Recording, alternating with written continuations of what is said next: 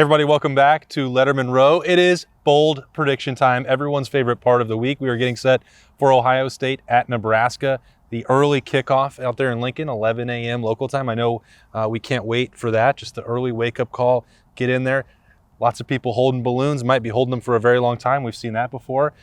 It's usually a good trip though. Nebraska fans are good sports. That's Spencer Holbrook, Zach Carpenter, Jeremy Birmingham. I'm Austin Ward, the king of bold predictions. Yeah, really good at it. So good. I don't know if I did that great last week, if I'm going to be honest. Well, you did predict Ohio State would not return the punt for a touchdown, so good job. You nailed that one. Got that one. That's a big win for the program. Clap it up. Thank you. Yes, thank you.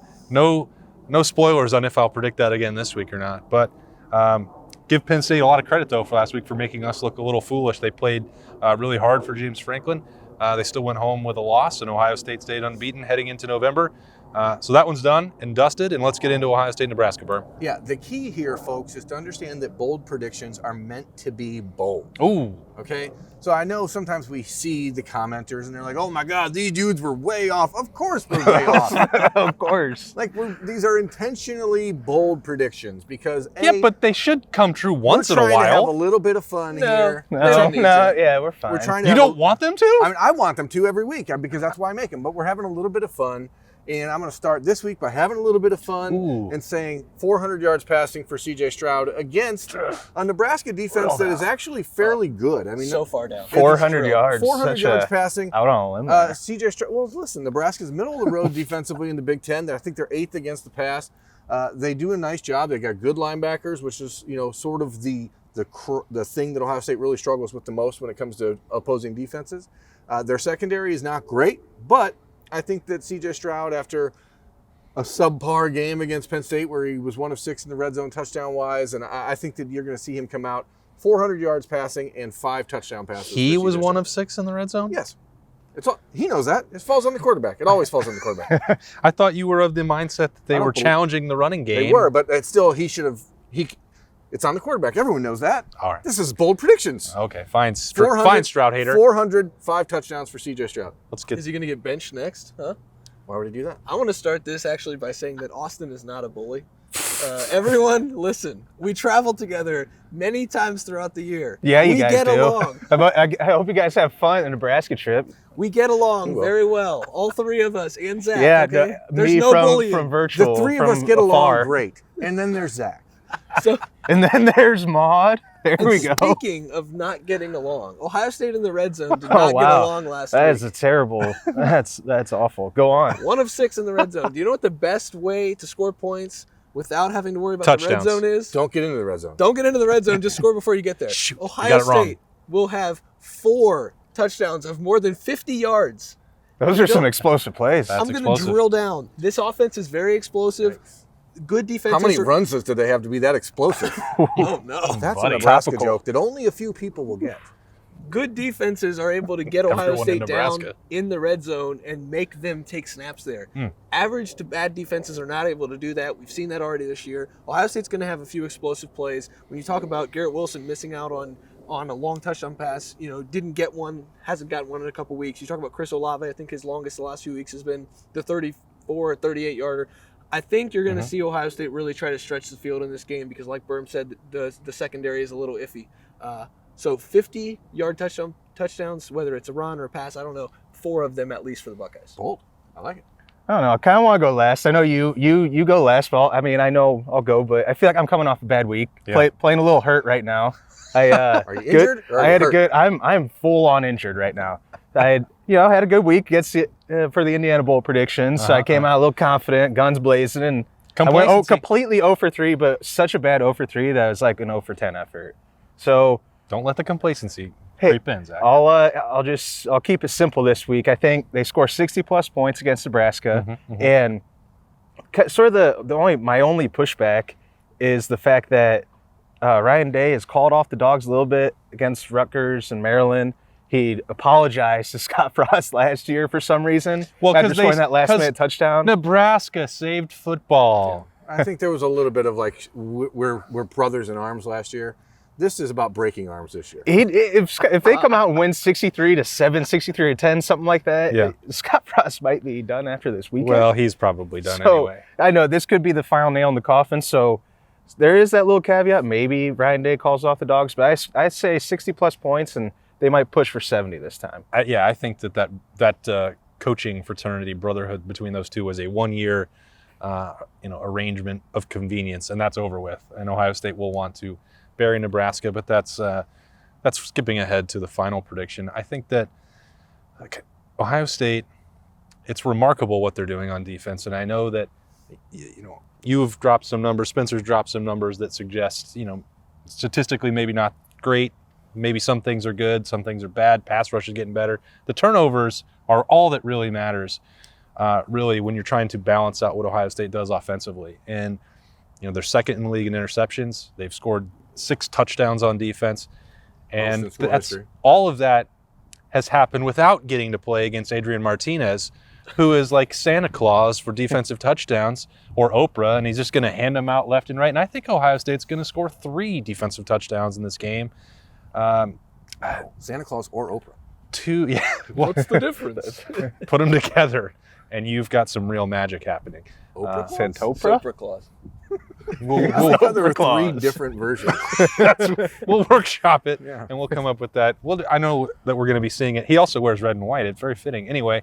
He said, I know that we'll be seeing it, so we have plenty of time to come up with a good nickname. 2 pick sixes, 1 for Cam Brown, 1 for Denzel Burke, and a strip sack return for a touchdown for Haskell Garrett.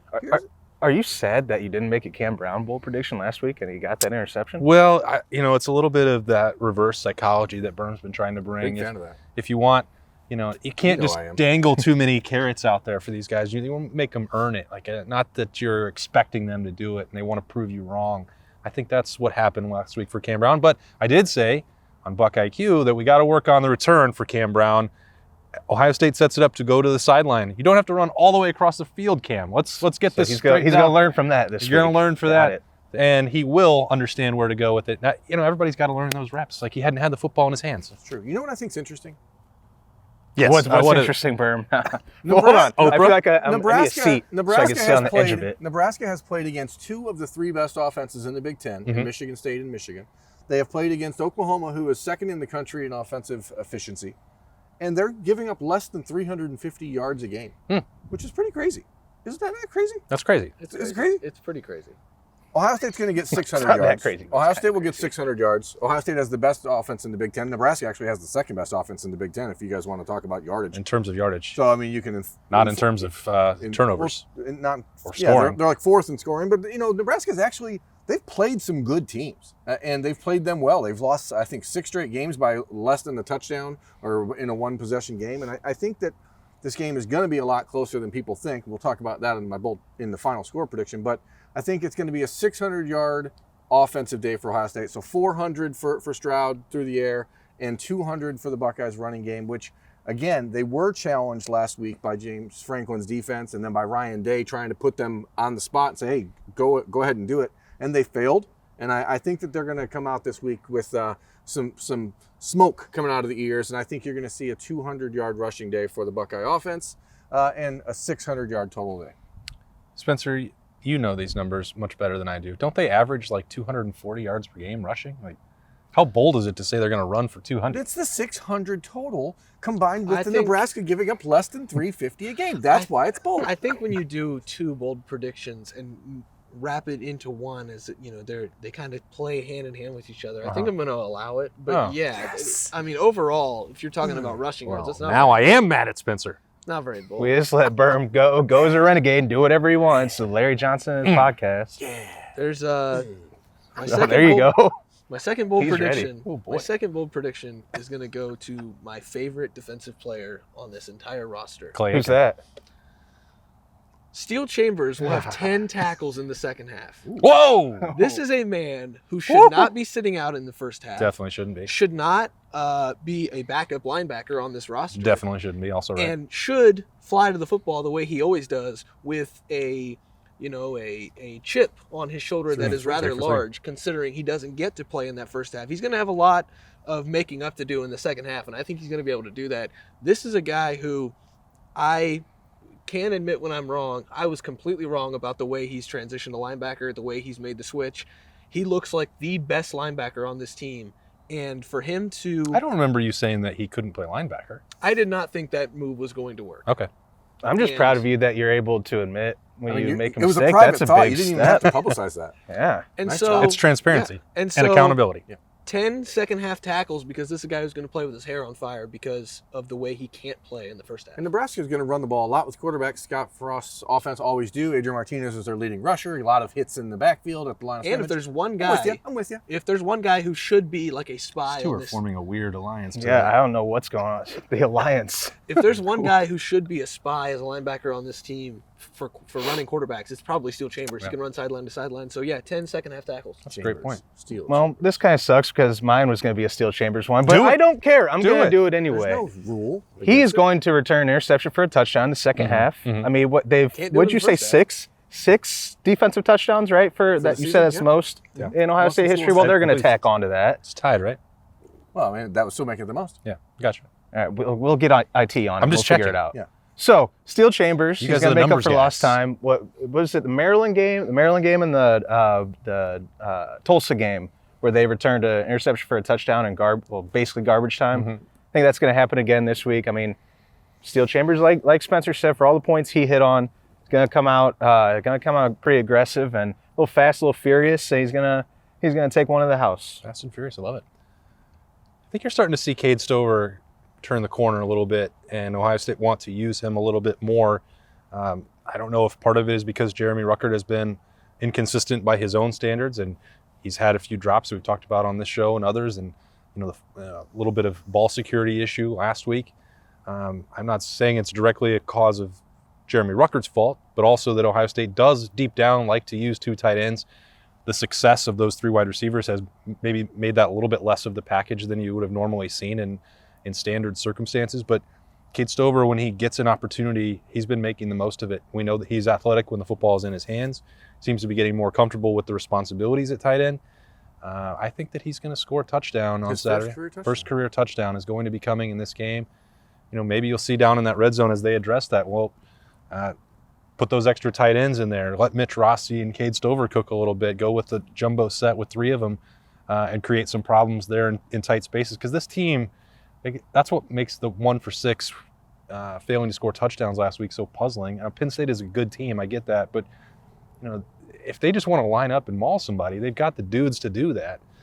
Illinois did that to Penn State with 9 offensive linemen on the field, and not a single one of those guys would play for Ohio State. So that part was a little weird, but maybe that just means that they figured out, hey, going to have to do some things a little bit different or uncharacteristic or unnatural for Ryan Day, who loves to throw the ball and wants the quarterbacks to throw it all the time, but you do a little play action and flip it out to Cade Stover and get a score. Do you know what the high temperature is supposed to be Saturday in Lincoln, Nebraska? 63. 77. 70 degrees is what I heard today as I departed, as I Can was I look beginning, this up right now? as I was No. beginning packing.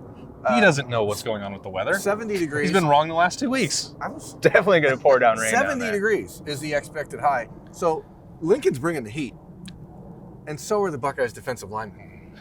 That's how you do a segue, Spencer. Is it? Look, here you go. So Ohio State leads the Big Wait, Ten hold on, time in out. sacks. Can I just say something? Yes.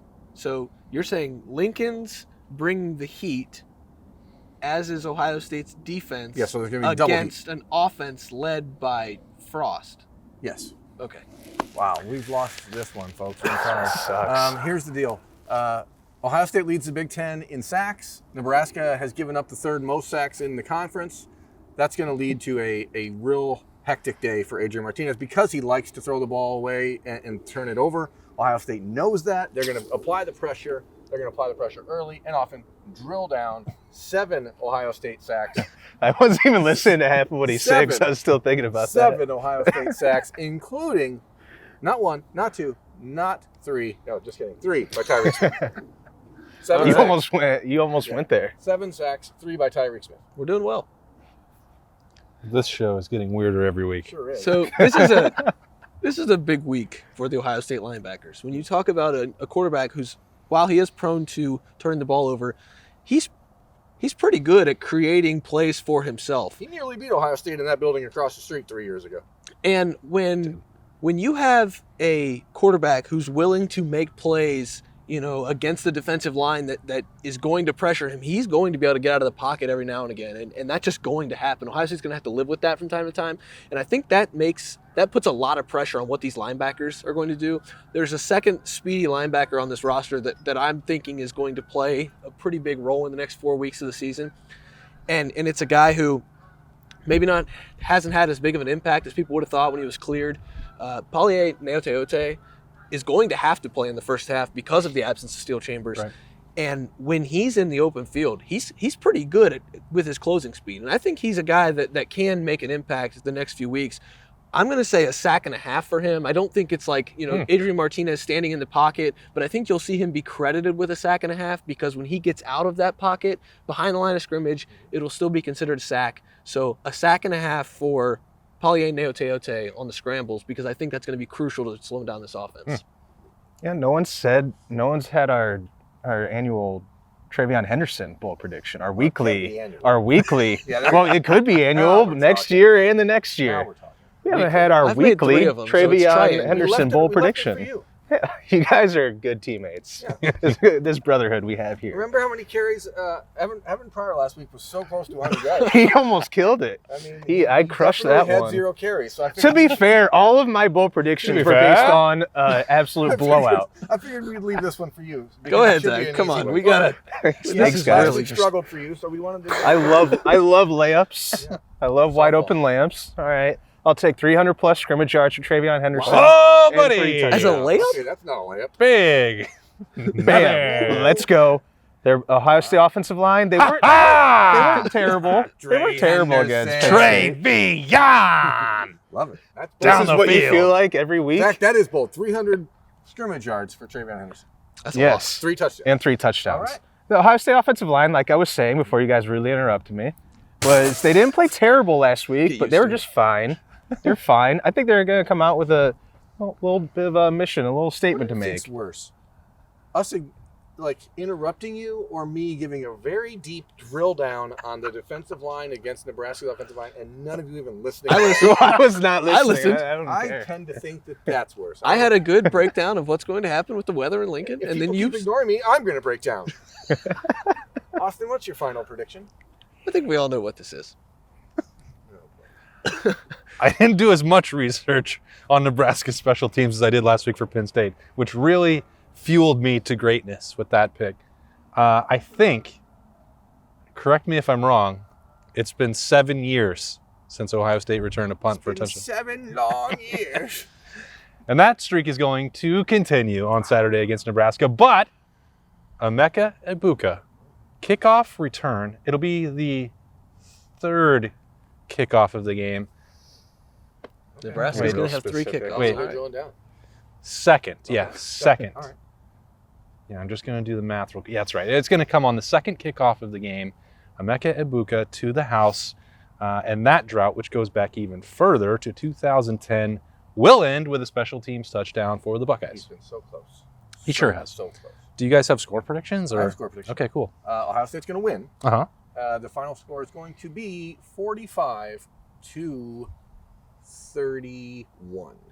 Oh, dear. Oh, a repeat of He's- the Minnesota score. Okay. 45-31 Buckeyes.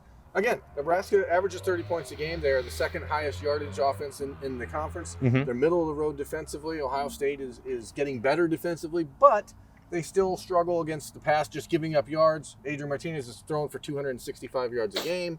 There's an opportunity. They got a really good receiver, the transfer from Montana, whose name is escaping me, some sort of French name. I don't know. Yeah. But he's really good, 6'3". That's the type of guy that we really haven't seen Denzel Burke have to play against, that bigger body type. So I think that you're going to see Nebraska score some points, but I do think the Buckeyes are going to win. I don't think it's going to be like the Minnesota game where you need the late score to stretch it. I think you'll see the Buckeyes up 45-17 at some point and maybe just kind of pedal off a little bit. Yeah, I like Omar Manning, too. He's a pretty good receiver for Nebraska as Yeah. well. And one other quick thing. Just knock If- it off. If there is a week Ohio State's going to get a special teams touchdown, it is against this absolutely putrid, Oh, no. disgusting excuse for a special teams Oh unit that no! I Nebraska should have trots done out more there. research. Nebraska Wow. special teams He is came one with of the heat. is one of the Woof. worst things in the world. They should have beat Michigan In State. the world? They should have beat Michigan State and gave up a terrible punt return for a touchdown. They had Poverty, the awful starvation, Nebraska special teams. I mean, yeah, adds up. Nickelback. Nickelback, number 4. and they should have beat Illinois, but they had the crazy safety thing because they couldn't field a punt. The special teams is horrible. He won't say Nickelback because Chad Kroger murdered Avril Lavigne. That's right. And he thinks that she stole it. I know. Chad Did you say Kroger, if you're April? listening to this, Levine. Avril. He said. Oh, I thought you said April. Most people Levine. call her It's Avril, but- Okay, I got a Levine. score prediction. April Okay, but if Levine. Chad Kroger's listening to this, it was a joke. Please do not sue me for libel. 52-31. 52-31. I like the 31 berm, but I think that's a late 31 too. But I have a bonus bold prediction real quick. Ohio State's going to win the coin toss. Oh, wow.